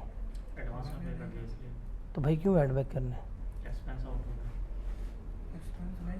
एक्सपेंस हमने टैक्स तो एडवांस पे कर दिया, लेकिन वो जो एडवांस पे किया है वो ऐड बैक कर दिया, क्यों करना है? क्योंकि जो बिजली के बिल थे, इलेक्ट्रिसिटी बिल वगैरह बहुत हाँ। एक्सपेंस आउट हो गया हमारे, उन पे तो टैक्स जाना था, हाँ। लेकिन हमने टैक्स एडवांस पे कर दिया, वो ऐड हो जाएगा। क्या ये इनकम टैक्स है? हमने क्लियरली पढ़ा था वो तमाम टैक्सेस जो प्रॉफिट और गेंस के ऊपर बेस करते हैं वो हमारे इनएडमिसिबल होते हैं, वो हमने ऐड बैक करने होते हैं। क्या ये प्रॉफिट्स के ऊपर बेस कर रहे हैं? क्या ये गेंस के ऊपर बेस कर रहे हैं? तो इसे मैं क्यों ऐड बैक करूँगा? मेरे माइंड में तो ये एडवांस टैक्स वाला तो ये एडवांस टैक्स मतलब हर टैक्स तो ये नहीं होता ना। अब टैक्सेस की तो बहुत किस्में हैं, हज़ारों इकसाम है टैक्सेस की। सेक्शन नंबर 21 का पहला पॉइंट ही स्टार्ट यहाँ से होता है कि टैक्सेस बेस्ड ऑन प्रॉफिट्स जो हैं वो इनएडमिसिबल होते हैं, ठीक है। अब यहाँ पे इसने हमें ये नहीं बताया कि टैक्स है कौन सा। बिजली के बिलों में भी आपके इनकम टैक्स शामिल होते हैं, बिजली के बिलों में भी इनकम टैक्स शामिल होता है कमर्शियल मीटर के ऊपर। यहाँ पे ज़्यादती कर गया ये एग्जामिनर।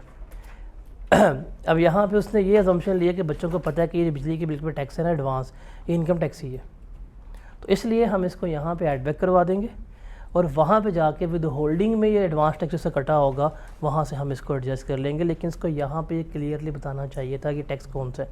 बिजली के बिल में, कमर्शियल मीटर्स में जो आपके लोग रजिस्टर्ड नहीं होते उनके ख़ास तौर पर एडवांस टैक्सेस वगैरह बिल में शामिल कर लेते हैं जो बाद में आप क्लेम कर रहे होते हैं, ठीक है।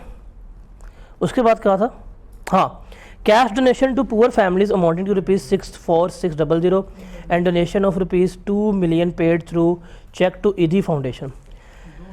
दोनों डोनेशन जो है वो क्या है, डिसअलाउड है, आप क्लेम नहीं कर सकते, क्योंकि डोनेशन जो है दोनों डिसअलाउड है, आप क्लेम नहीं कर सकते, ये आपकी ऐड बैक हो जाएंगी।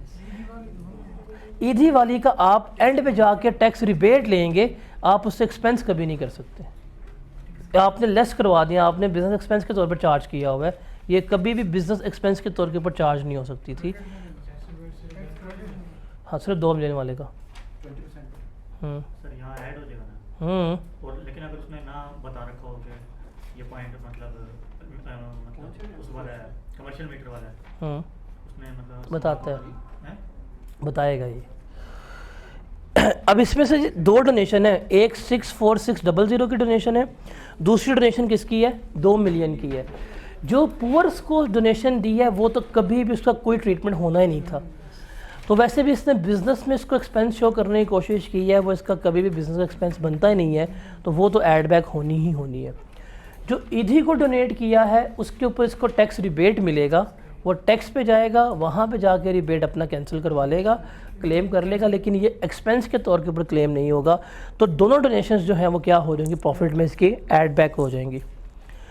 उसके बाद है पेनल्टी पड़ी है 25,000 रुपये की कमिश्नर ऑफ इनलैंड रेवेन्यू ने for late filing of return for income tax year 2017। ये क्या होगी, ऐड बैक होगी कि नहीं होगी? ये पेनल्टी जो है ये वायलेशन ऑफ लॉ पे है, ये ऐड बैक हो जाएगी, ये इनएडमिसिबल है, ये हमें अलाउ नहीं होगी, ठीक है। तो ये हम क्या कर देंगे, 25,000 रुपया प्रॉफिट में ऐड बैक कर देंगे। उसके बाद है एंटरटेनमेंट एक्सपेंडिचर्स 1,28,000 रुपये के on arrival of foreign customer for business purpose, ये तो अलाउड है, सही लेस हुए हैं, इसका हम कोई ट्रीटमेंट नहीं ले रहे होंगे। कौन सा? तो वही किया है, वो एक एक्स्ट्रा वो एंटर ऐड हुआ है, penalty of 25,000 impose by commissioner inland revenue for late filing of annual return of income for tax year 2017। एक ही पॉइंट है ये। उसके बाद अदर इनकम में इसने शामिल किया हुआ है ये वाला, अदर इनकम इसकी है 5 मिलियन की, इसने 5 मिलियन में ये 2 इनकम शामिल कर दी हैं। Dividend of ₹5,80,000 receive from listed company. अब हमें पता है डिविडेंड जो है ये तो एफटीआर का पार्ट बनता है, इसने बिज़नेस में शामिल किया हुआ है, क्या कर देंगे? लेस करवा देंगे और इसको जाके इसकी एफटीआर की इनकम में हम अलग से शो कर देंगे, ये इसका डिविडेंड है। अच्छा, डिविडेंड में उसने कहा है कि उसका नेट ऑफ टैक्स है 15% और 1 लाख की ज़कात भी कटी हुई है। तो ज़कात जो 1 लाख की है वो क्या हो जाएगी? एज ए डिडक्टेबल लोन्स के तौर के ऊपर क्लेम हो जाएगी। और डिविडेंड को हम ग्रॉस अप करके लिखेंगे, मतलब 5,80,000 को डिवाइड करेंगे 0.85 से, तो मेरे पास ग्रॉस अप डिविडेंड आ जाएगा, इतना मेरा डिविडेंड बन रहा होता है। ज़कात को ऐसा नहीं कर सकते कि नॉट अलाउड करके ऐड कर दें और न्यूमेरिकल के फेज में से वहाँ से माइनस कर दें?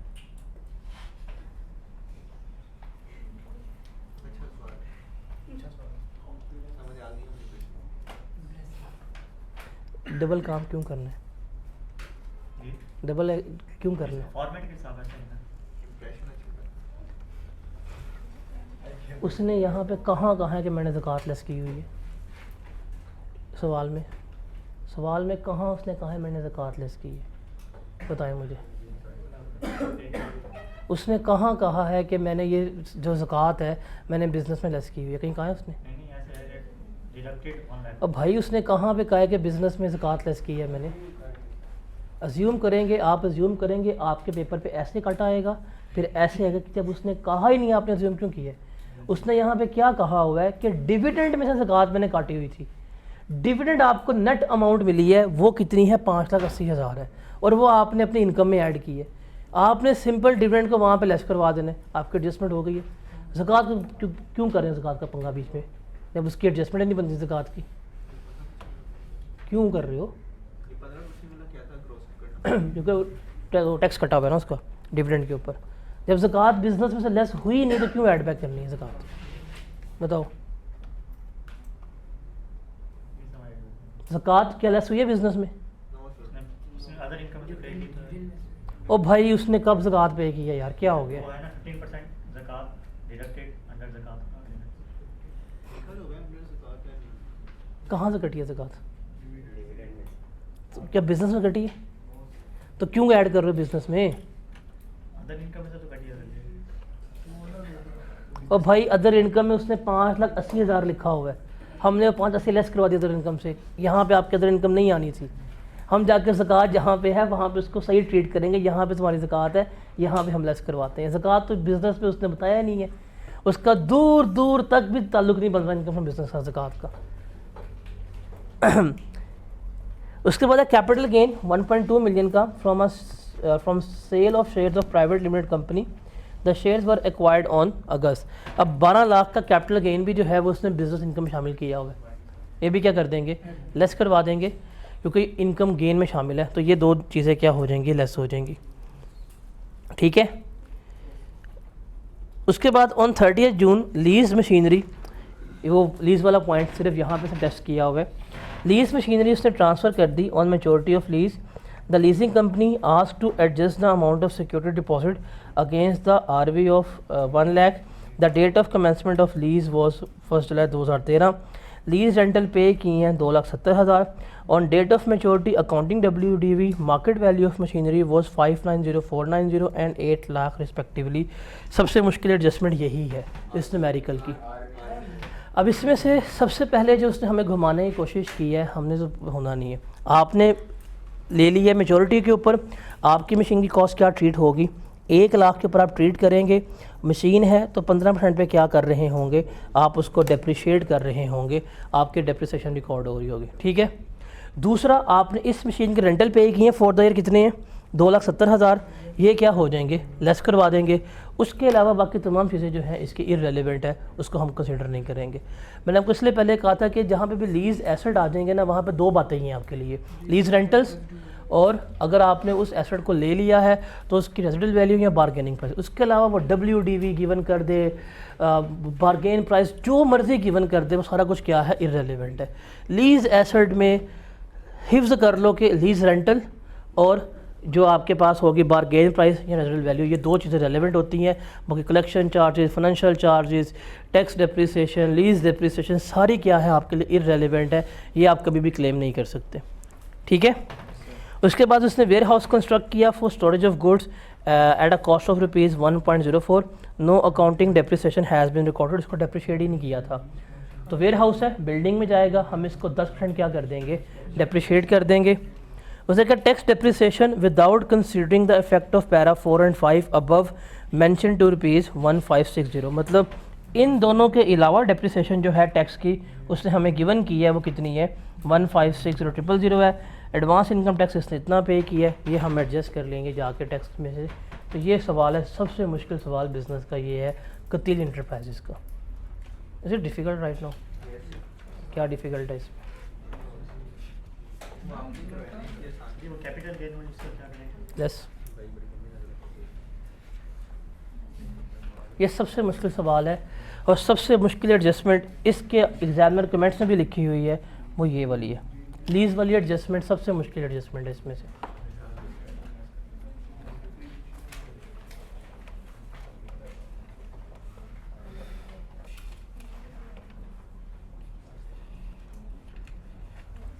इसके ऊपर हैं ज़रा, ये है under the provision of income tax ordinance 2001 and rules made thereunder, compute total income, taxable income, net tax payable by या refundable to Shahid for tax year 2020। और उसने कह दिया आपने अक्रूवल बेसिस ऑफ अकाउंटिंग इस्तेमाल करनी। नीचे गाइडेंस भी दे दी है कि आपकी कंप्यूटेशन जो है वो प्रॉफिट बिफोर टैक्स से स्टार्ट होनी चाहिए, बिकॉज कुछ साइंसदान होते हैं जो सेल्स से स्टार्ट करके बैठे होते हैं पेपर में, एवं ही सेल्स पकड़ते हैं, स्टार्ट करते हैं और सवाल के बैठे होते हैं, और होता नहीं है, पूरा सवाल गलत हो जाता है। उसने अब तंग पड़ गया एग्जामिनर, ये ऑटम 18 के बाद ना वो तंग पड़ गया, वो खुद कहता है कि कहाँ शुरू करना है, प्रॉफिट से। अगर तुमने सेल से शुरू किया तो इतना मारेंगे कि तुम्हारा पेपर में 2 नंबर आएंगे। अब वो तंग आ गया बकायदा कि यार प्रॉफिट से स्टार्ट करना है, सेल से नहीं करना। क्यों क्या करते हैं, ये गिवन है, सेल्स पकड़ेंगे, शुरू एडजस्टमेंट करना और अपने करके आ जाएंगे, बाद में जाएंगे फेसबुक के ऊपर कि आज one of the easiest paper in the history of tax. Paper में मेरा मेरिट सर्टिफिकेट 2 दफ़ा आएंगे इस एक पेपर में। मैंने पेपर 100 मार्क्स का था, मैंने 120 पेपर किया हुआ है और 11 बजे बाहर था करके मैं, क्यों, अपनी मर्ज़ी का पेपर किया होगा ना। तो ये है ना ईजीएस्ट पेपर वाले, कभी इनके नंबर पूछना कितने आते हैं। लास्ट टाइम मैंने एक स्टूडेंट को ट्रेस किया था, पेपर हुआ R1 का, तो उसने ना तकरीबन सोशल मीडिया पे वो किया, मेरा बहुत आसान पेपर आया था, हिस्टोरिकली बड़ा अच्छा पेपर था, मेरा मेरिट आ जाएगा, ये वो हर एक जगह पे जाकर ना पेपर बड़ा इजी, मैं तंग पड़ गया। अब मुझे बीच में ना एम ही मेंशन करते जा रहे हैं, मैं अवॉइड करूँ, मुझे ना मेंशन करो। मैं बैठा हुआ था उस वक्त कहाँ पे, आई वॉज इन कश्मीर, मैं कश्मीर में था, मुझे तप चढ़ गई। मैंने कहा इसको पकड़ते हैं कौन है, उसका निकला सीरियल नंबर, आइडेंटिफाई किया, जब आई कैप का रिजल्ट आया उसके 6 नंबर थे R1 में। वो ईजीएस्ट पेपर वाले के 6 नंबर थे R1 में, और उसने पूरा 1 महीना ना एक तूफान मचा कर रखा था, easiest paper in the history. बाद में वो किसी को मुंह दिखाने के काबिल नहीं रहा, और वो है नहीं सकता फेसबुक पे, उसने अपनी आईडी डीएक्टिवेट की हुई है। तू तो नहीं था? नहीं इसका मतलब है कि फेक अकाउंट से पोस्ट करे बंदा। अच्छा, तू पढ़ना नहीं, फिर भी जो मर्जी हुई है, अल्टरनेटिव पे जाए। तू बन जी पापा की परी यार,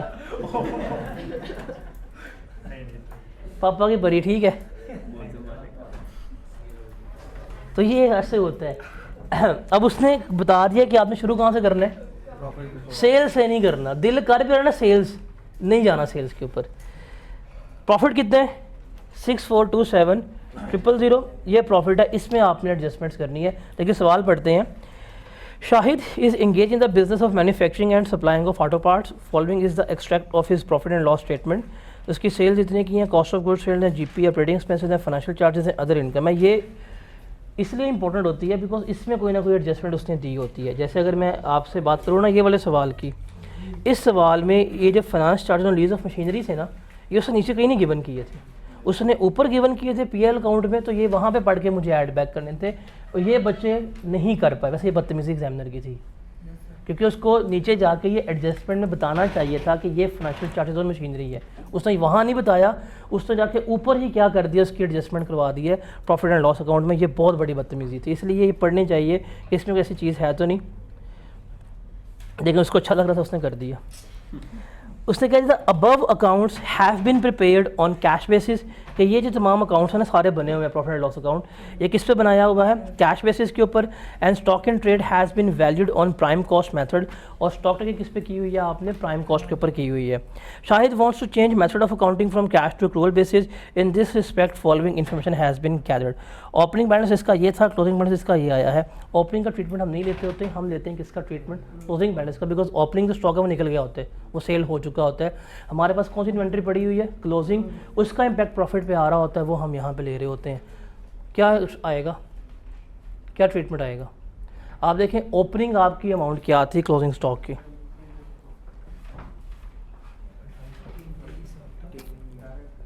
$250 थी, सॉरी 250 थी क्लोजिंग बैलेंस की प्राइम कॉस्ट पे। अब कहाँ चले गए हैं, कितने का इजाफा हो रहा है, ये क्या हो जाएगा प्रॉफिट में ऐड हो जाएगा। ये कल भी पैसा आपको ये प्रॉफिट में सिंपल करके डिफरेंस आपने ऐड कर देना है। उसके बाद है कॉस्ट ऑफ गुड्स सोल्ड में purchase of packing material of ₹4,40,000 from Nasir trader, no withholding tax was deducted at time of payment. क्या होगा इसका ट्रीटमेंट, आपने नहीं किया, ये इन्वेंट्री है, 20% डिसअलाउ होगा। लेकिन फिर आप यहाँ पे एक नोट लिखेंगे कि assuming that raw material is a part of inventory, inventory का पार्ट बना के 4,40,000 का 20% लेंगे, जो आएगा आपका 88,000, वो क्या हो जाएगा आपका ऐड बैक हो जाएगा। उसके बाद फ्रेट पे किया 85,000 रुपये का, पेड इन कैश अलाउ है, ये डिसअलाउ नहीं होगा। ऑपरेटिंग एक्सपेंसेस में salary include of ₹80,000 per month to Shahid brother who handle administrative matter of the business, ये तो ठीक पे की है ना, इसका तो कोई ट्रीटमेंट नहीं लेंगे, इग्नोर करेंगे। ऐसा ये भी है कि ये एक न्यूमेरिकल्स में बिज़नेस की 3-4 ऐसी एडजस्टमेंट गिवन करता है जो बिल्कुल इग्नोर होनी होती हैं, और 3-4 हैं जिसका ट्रीटमेंट लेना होता है, या तो ऐड बैक हो रही है या लेस हो रही है, कैलकुलेशन इसमें कोई नहीं है, आप बस यहाँ पकड़ रहे हैं उसको, या तो लेस कर रहे हैं या ऐड बैक कर रहे हैं। इसलिए बिज़नेस जो है वो बाकी हेड से आसान है। अगर आपको ऐड बैक करना आता है ओनली दैट, ये चीज़ आपको चाहिए। उसके बाद है expenditure of 9,50,000 incurred on a development of a product which is expected to generate revenue for 5 year. अब इसने एक्सपेंस आउट कर दिया, ये 9.5 लाख को होना चाहिए था, ऐड बैक कर देंगे। इसको क्या करेंगे, 5 साल के ऊपर हम अमोटाइज़ करेंगे, क्योंकि ये इसका इंटेंजिबल बन रहा है, तो वो इसकी चार्ज हो जाएगी। पेनल्टी पे किया 15,000 रुपये की for late filing of income tax return, ये डिसअलाउ है, ये भी क्या हो जाएगी, ऐड बैक हो जाएगी।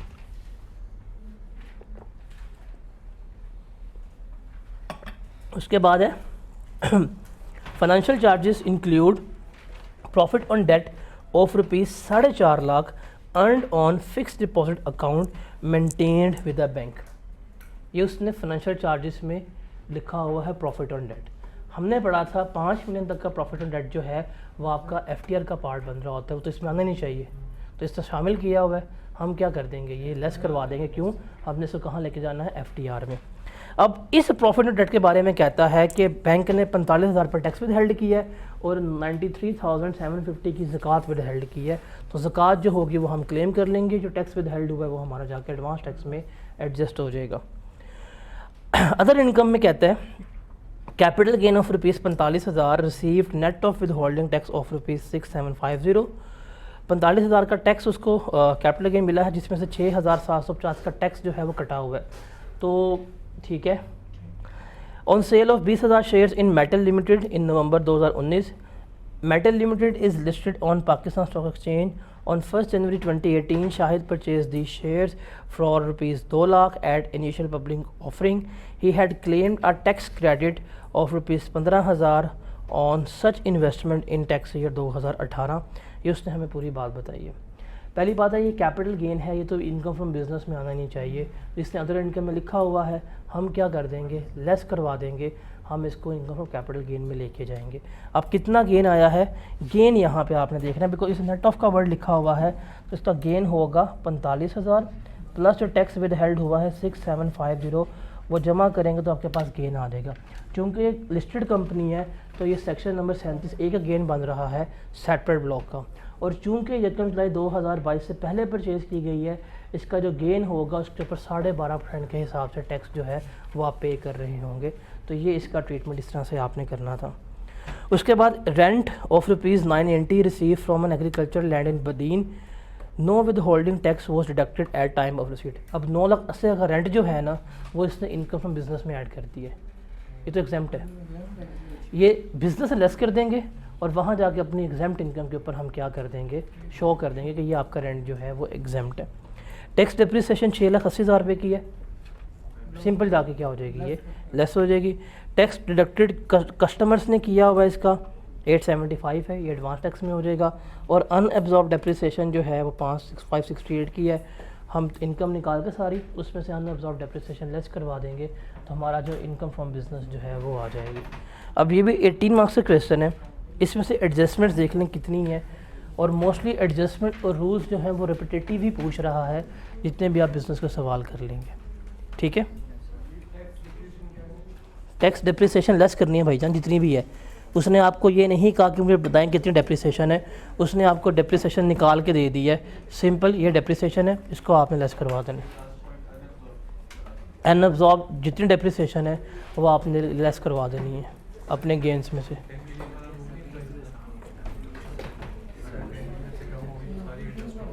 हाँ तो कम है, सारी एडजस्ट हो रही है, इनकम भी कम है 10 मिलियन से।